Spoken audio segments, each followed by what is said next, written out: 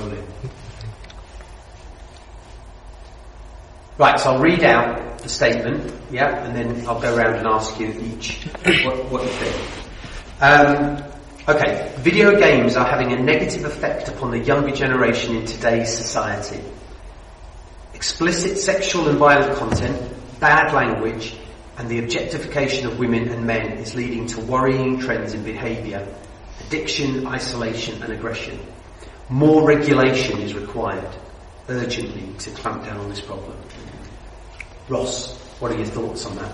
I feel if any of them, the following statements are true, they're responsible for their own actions, and if they feel it's leading to that, they should stop playing the game, or if they've seen anything on TV, they should understand that it's just a game or a TV show and it's nothing more than that. But if they can't control themselves, then they shouldn't play.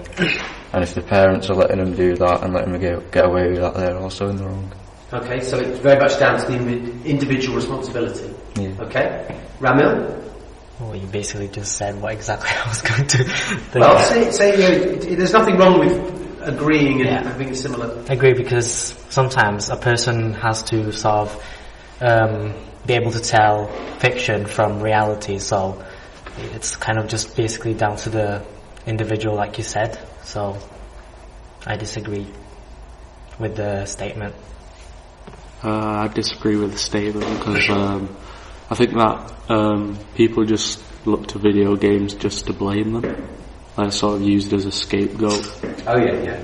So, if someone does something violent, they can just say, oh, they've been playing violent video games and blame that. So you think it's almost another reason to find fault with young people? Yeah. I also disagree with this statement because I think the child should be old enough to play games and understand that the game is not real, and if they're not old enough, they shouldn't be playing it, to be honest. They should follow the age restriction thing. I disagree with the statement because it just seems like a media scare tactic just to get put games in a bad light. And also everyone has their own morals, so everyone should be able to tell right from wrong, so it's all up to the individual. So thank you. So why do you think this keeps coming up?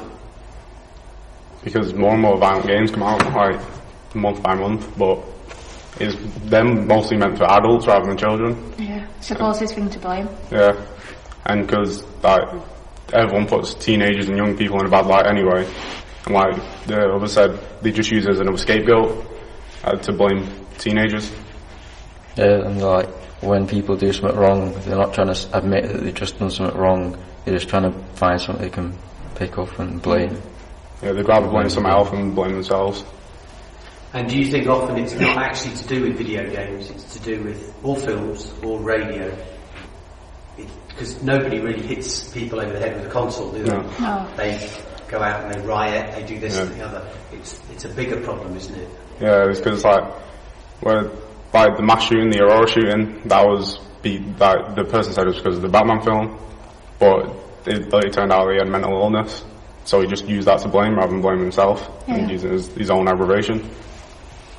What about the arguments about people who play games too much get sort of slightly sick and get addicted, don't sleep, don't eat? I believe you can get addicted and that can affect your mental health, but you shouldn't play something if you can't control it.